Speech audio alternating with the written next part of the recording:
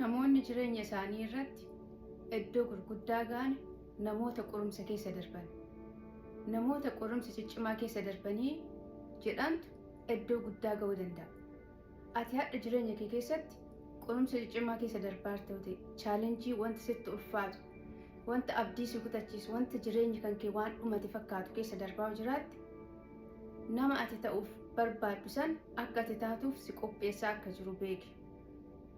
Chaalenjiin akkanumaan sitti hin dhufu. Jireenya ati ta'uu barbaaddu, nama ati ta'uu barbaaddu san akka ati taatuuf si qopheessaa jira. Kanaaf yeroo qorumsi jireenya kee irra ga'u gammachuun sammuu banamaan fudhadhu. Wanta qorumsi sun si barsiisuu barbaade irraa baradhu. Qorumsi jireenya keenya irra ga'u hundi isaa barumsa mataa isaa qaba.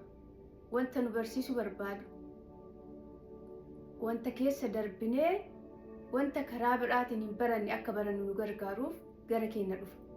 Kanaaf yeroo qorumsi jireenya kee sirra ga'u gammachuuf sammuu banamaan fudhadhu. Namoota biyya lafaa kana irratti wanta guddaa bira ga'an, namoota nama guddaa ta'an yoo laalte jireenya isaanii, namoota chaalenjii gurguddaa keessa darban. Namni tokko lafumaa ka'ee chaalenjii keessa odoo hin darbine iddoo guddaa ga'uu hin danda'u.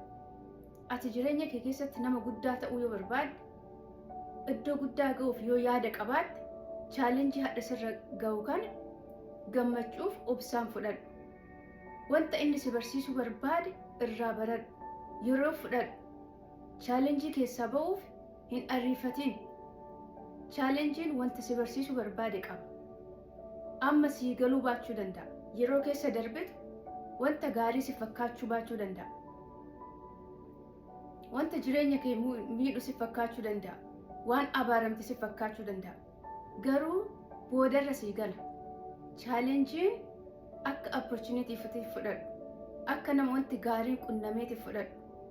Barumsa si barsiisuu barbaadu qaba. Sagalee Waaqayyoo irratti Yoosefiin obboleeyyan isaa yeroo baasanii gatan, yeroo baasanii boollatti gatan, gubbarra yoo laalle waan du'e, waan jireenyi isaa dhumate, waan jireenyi isaa boru abdii hin qabne fakkaata.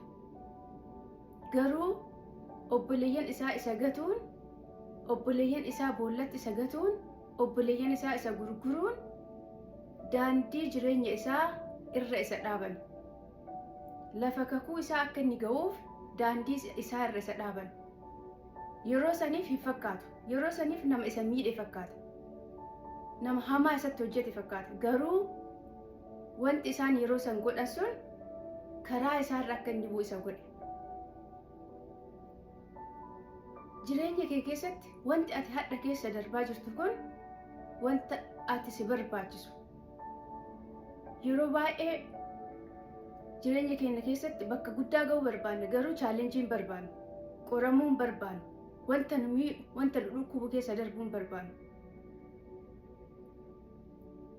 Kanaaf chaalenjii jireenya kee hadha keessa jiru kan gammachuun waa si barsiisuuf akkasitti dhufe, jireenya kee fooyyessuuf akkasitti dhufe, akkasitti fudhachuun gaarii. Sagalee Waaqayyoo keessatti Daawitiin yeroo Saamu'eel dibuuf gara isaanii dhufe, Daawit achi keessattuu hin affeeramne. Obboleeyyan isaa keessatti hin affeeramne. Obboleeyyan isaa wajjin hin affeeramne.